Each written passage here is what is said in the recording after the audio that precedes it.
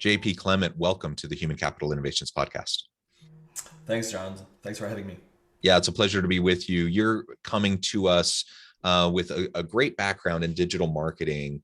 And so we're going to be talking about the ROI of marketing, but from the perspective of organizational leaders and employee experience. Ultimately, we want to figure out how we can better convey organizational brand to potential employees so that we can attract and ultimately retain the best talent to drive organizational success. As we get started, I wanted to share JP's bio with everybody. JP Clement is the CEO of Boomtime. He has over 30 years of experience in marketing, digital strategy, and product management for companies ranging from startups to global brands such as Madison Square Garden, General Mills, DFS Group, Johnson & Johnson, and National Geographic. JP has worked for or helped companies in both the business to consumer and business to business sectors and founded 3 digital strategy and marketing agencies after working for many years on the corporate side of marketing. JP's passions for analytics, digital products, and creating the right strategy at the right time for the right audience really drive his work. It's a pleasure, JP, to have you with me today. Anything else you would like to share with listeners by way of your background or personal context before we launch on in? Not really. I mean, I think the bio says it all. It's short and sweet, and I think it works.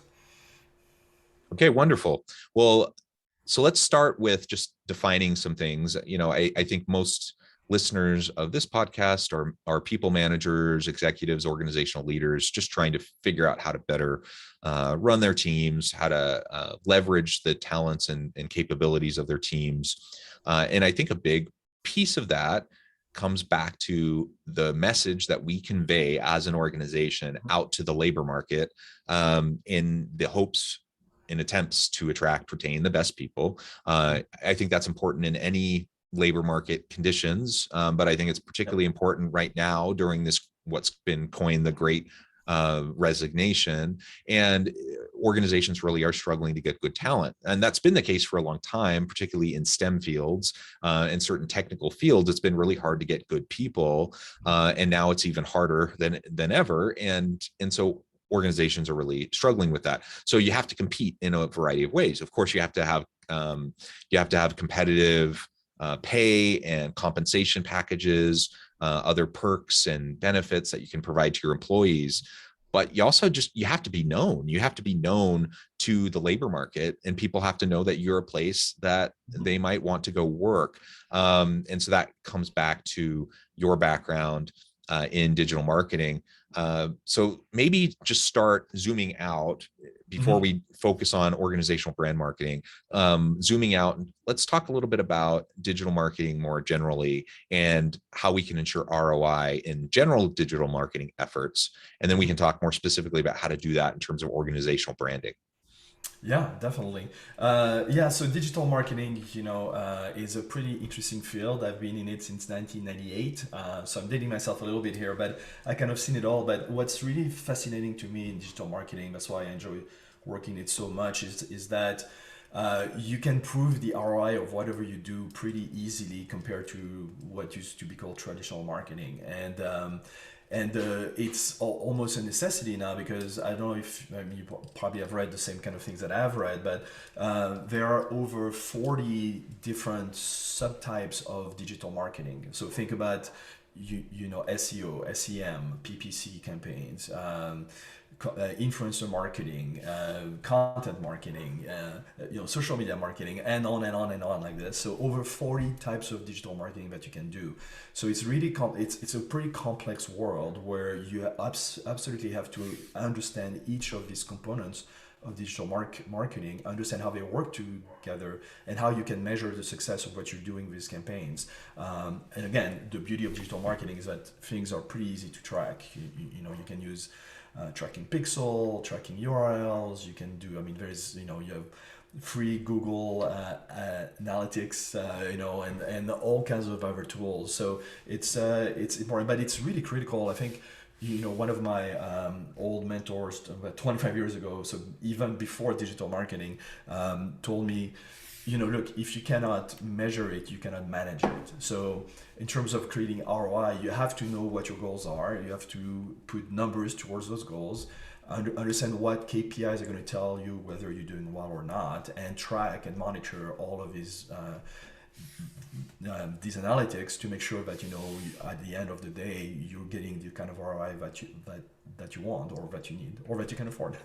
Yeah, absolutely. And I think HR, as I think about marketing kind of historically, and what you're putting your marketing budget towards, are you able to really track and understand what the ROI is of all those efforts? Historically, it's hasn't always been great. Like you do a bunch of things and you're not exactly sure what's working, but you're just trying a bunch of things. And in the HR space, it was kind of similar Yeah. historically. You do lots of different training initiatives. You do, different compensation packages. You do all these different things, and you think, you see an uptick in retention, for example. Well, that's great, but you can't. It's hard to pinpoint, right? Like what actually caused the uptick.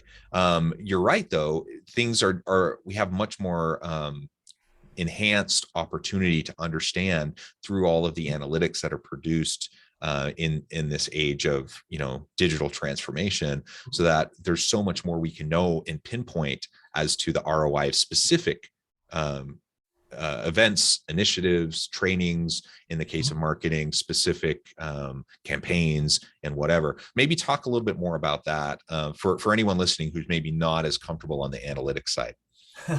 Yeah, so look, there's a lot of places where you can look at actual data and analytics to tell you how well you're doing in terms of digital marketing in general, but specifically, in the type of digital marketing to employees, either current or past or future, and there's a lot of things that you can do, right? So, for instance, we use, I think, a series of platforms to hire people, right? So, Indeed, monster.com. I mean, we pretty much use all of them. And sometimes we go actually to more niche platform for specific needs that we have as a digital marketing agency. We also developed our own platform, so digital platform. So we have our proprietary software that we develop in-house. So we're not just looking for marketers, we're also looking for coders and developers, engineers. So those tools actually by themselves give you a lot of information that you can use to decide whether your ads are working, your job postings basically are working, and all of that. So there is a lot of depth in those platforms to help you figure out whether what you're doing is working or not. In terms of hiring, at least. We also use, at Boomtime specifically, we use a platform called Lattice, which is a really amazing SaaS, enterprise SaaS platform that helps you basically manage your team in terms of performance review, career paths, and all that kind of things. And that actually gives you a lot of information, actual qualitative and quantitative information as to how people are progressing through their careers, and doing all kinds of things that might tell you whether they're being retained properly or not. And so it's a really great platform that I highly recommend. It's not very expensive, and the tools that it gives you are just outstanding. But yeah, I mean, so you can see the ROI of what you're doing to retain your people. You can measure the ROI of what you're doing to attract people, right? And see what moves the needle. Yeah, that's excellent. And the nice thing about all of this analytics analysis that we can go about to be able to understand ROI and any other KPIs, any other metrics, right, that are important to us. One of the really nice things about that is we can just iterate quickly, right? So we can try things, we can really experiment, and we're not locked into some huge, long-term marketing campaign or long-term HR initiative. We can try it out, and we can try it out in bursts and see how it performs, and then we can iterate and tweak and adjust and ultimately find the approach that seems to work the best. Yeah, Exactly. I mean, I'm dating myself again here, but when I used to do, print advertising, you had like especially for magazines, you were looking at months ahead of preparation, right, to run an ad in a magazine, and then you would have to wait, and you didn't get in very good metrics, right? Nowadays, you can change your ads on Google Ads. You can change your ads if you're trying to recruit someone on Indeed. You can do so many things very quickly and see the results very quickly. But again, you have to pay attention to those metrics, right? And you have to set the metrics, set the goals, and then keep monitoring because it's very easy to forget, and it's kind of a chore, right, to always look at those metrics. But it's critical in terms of your ROI. I mean, you'll never be able to Yeah. to to get the right ROI if you don't pay very close attention to your campaigns. For instance, when we do Google ad campaigns, for instance, or Facebook ad campaigns, or LinkedIn ad campaigns for our clients, we look at those, on a daily basis at the beginning of the campaign, and then probably on a weekly basis. It's not something you can just run and then forget about, right? You have to be constantly on top of that if you want to generate the right type of ROI. Yeah. And you really have to be thoughtful about the metrics, and you have to measure the right things, right? Yeah, exactly.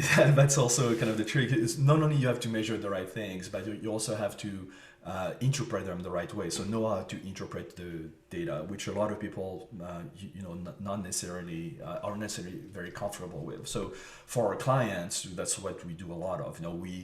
We digest the data for them. We create stories around that data to be able to feed them, because they don't want to look at pages and pages of like tables and graphs and things like that. They just want to we tell them, hey, these are the 5 key points that you need to take out of this campaign's metrics, right?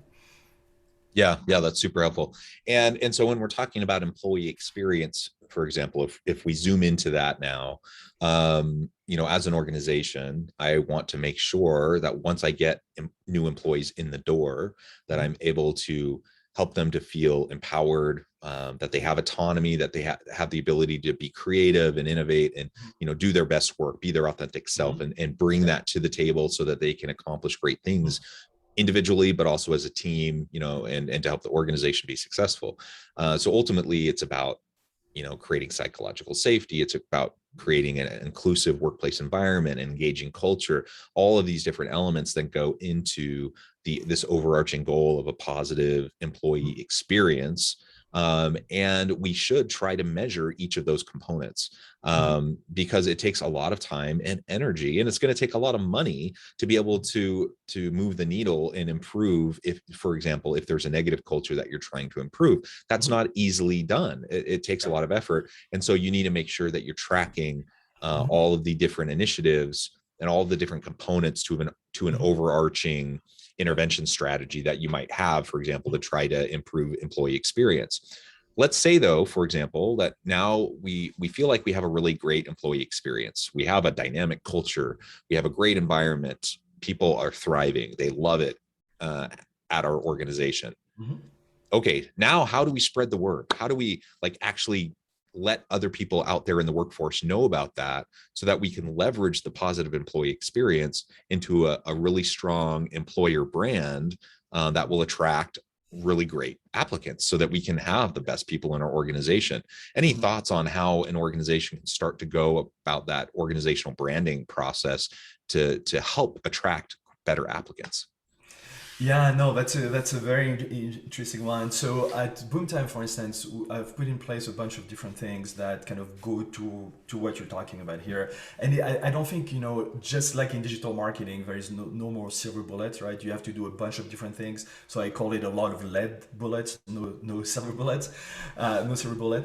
And so it's the same, in terms of getting your organizational brand out there. So we use a variety of tactics or techniques for that.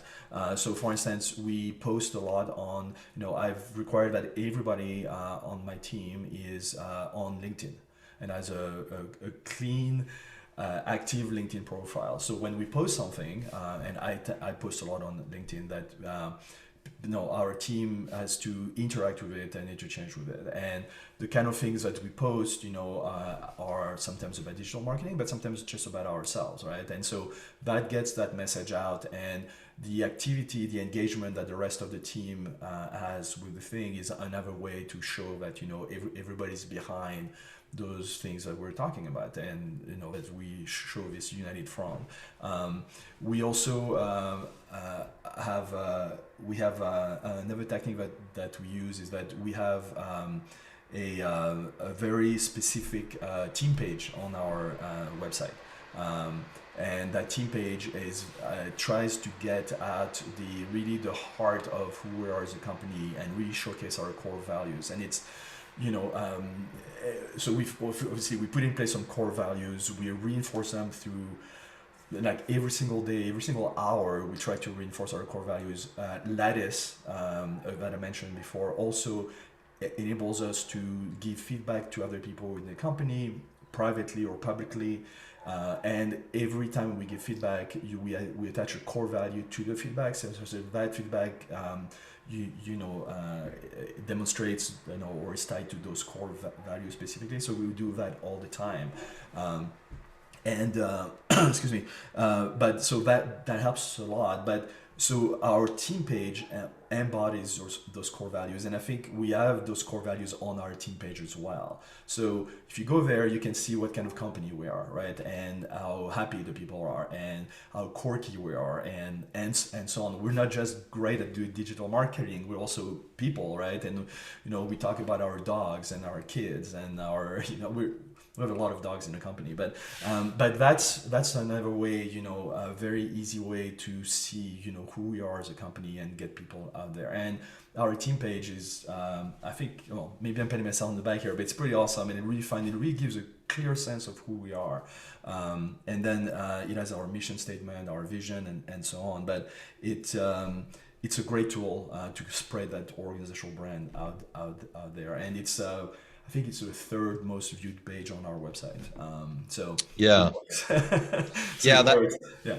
that's awesome. And I think of it in kind of two different major buckets. Yeah. Obviously it's more nuanced than this, but you can have kind of the traditional promotional campaigns, advertising campaigns, where you can put out a particular message on your organization's social media channels, or in print ads or whatever. Like you can do all of those kind of traditional things to convey core values of the organization in a more traditional sense. That's one bucket, but the other bucket, and the one that I think is actually much more impactful, is the more organic approach, which you've been describing, and that is just through the encouragement of having your people, not the organizational account for various social media platforms pushing things out, but each individual employee who works within your team, that they also can share things about their experience in the workplace and the good things that are happening and the cool work that they're doing, and just like all these sorts of things, organically pushing those things out on a consistent basis. That is just, there's much more human connection there than if I'm like scrolling through a social media and then all of a sudden I have like this very produced, corporate video that is like an advertisement that comes up. Like, I'm not really interested in that. I'm not going to watch that. But I'll keep scrolling, and then all of a sudden I come across someone on LinkedIn who's just telling about like some cool thing that happened today at work. That's compelling to me, right? And that's going to move, at least for me, that's going to move the needle more. So I think finding opportunities to create this type of organic branding that can happen can really help us find good results in terms of our organizational branding efforts. Yeah, definitely. I mean, and by the way, it also goes for all kinds of digital marketing, right? I mean, anybody can buy an ad, as you were describing, but if you do something that's way more organic like this, the credibility is instantly, a multiple of what it would be if you just put out ads, right? For instance. So yeah, very critical. And we do a lot of other things to. So for instance, we established a VTO volunteer time off policy. So people at Boomtime can take a day off, I think every quarter or something like that, to actually do volunteer activities, and it's paid. So it's a time that we're paying them, but they can go in the community, and we're really big with that, and actually do volunteer work. And when they do that, they tell all these people outside of Boomtime in the community that they're getting paid to actually do volunteer work. That's also another organic way to really get the word out that this is a really cool company to work for. And it ties very closely to our mission statement and our vision. So that's another way we spread the word very organically again, but it really pays dividend, and works really well because we hear that, right? And of course we do all these kinds of things like we give bonuses or conditions for people who refer other people into the company for specific jobs, which also helps to spread the word and the goodwill, because and actually we've hired several people just through referral of our internal people, because Boomtime's a great place to work at. They go, and on top of it, we give them money if they can recruit someone, because as you were saying, it's a seller's market, right? It's very hard to hire today, and especially for a company of our size, right? So we offer great benefits. We offer great hard benefits, great soft benefits, like flexible times and things like that. I mean, we have a laundry list. Like we built a kind of a marketing, like kind of a pitch, right? That we put on in our job description, our postings and everything. But that, everybody, when we interview someone, like everybody has their bullet points where they're going to talk about, the great things about Boomtime, the hard benefits and the soft benefits. So we put, for instance, we put together a DEI initiative, right? Diversity, equity, and inclusion, which makes us more attractive to the kind of people that we want to hire, but also, is another great soft benefit that we push a lot. Yeah, I love it. Those are all great examples. And again, I mean, the bottom line is we first, of course, have to have a great place to work. We have to, do all the hard work of developing that. But just having a great place to work doesn't mean we're going to actually attract great people. So we have to spread the word. We have to do that that employer and organizational branding, and we have to organically share that. And so the more opportunities that we have to get the word out, the more we're gonna just get really great people just excited about coming to work for XYZ company, whether it's where you're working, whether it's where I'm working, or any other great company. Everyone wants to work in a place where they have meaning and purpose, and where they're feeling fulfilled, and where they have an opportunity to grow and learn and develop themselves and improve and grow in their career.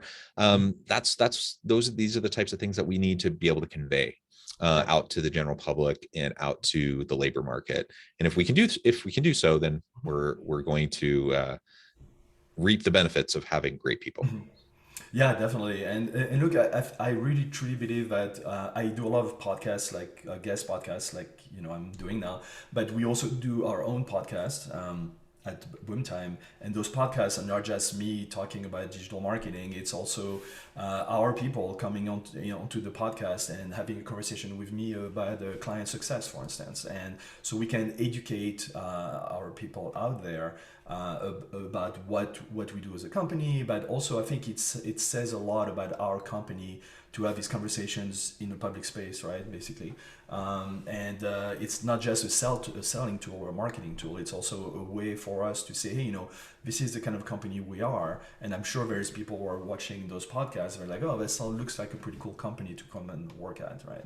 So I think there are a lot of tools that may be more indirect, but that I think we're really, if I can get some of our core values out to your audience, for instance, like today, actually, we're probably not trying to hire people, the kind of people who are listening to your podcast, but just as an example, right, that, hopefully someone at some point will hear what I'm saying and will realize, okay, these core values are something that's I'm interested in checking out, and it sounds like a good company that I'd like to work for. So there are indirect ways of doing this as well. Absolutely. JP, this has just been a really great, fascinating conversation. I appreciate all of your time, all of your insights. Mhm. And before we wrap up for today, I wanted to give you a chance to share with listeners how they can get connected with you, find out more about your company, your team, Yep. and then give us the final word on the topic for today. Yes, the best way to find us is, of course, our website, boomtime.com, boomtime.com. As for me, I spend a lot of time on LinkedIn during the day, and you can find me on LinkedIn at linkedin.com/in/JP Clement. Pretty straightforward and easy. And then the final word, I guess, just, make sure that you know what you're stepping into, have objectives, have KPIs, keep monitoring them. That's valid for any aspect of your business. Amen. Amen. Very well done, JP. It's been a pleasure talking with you. I appreciate everything that you shared. I encourage listeners to reach out, get connected, find out more about what JP and his team can do for you. And as always, I hope everyone can stay healthy and safe, that you can find meaning and purpose at work each and every day. And I hope you all have a great week.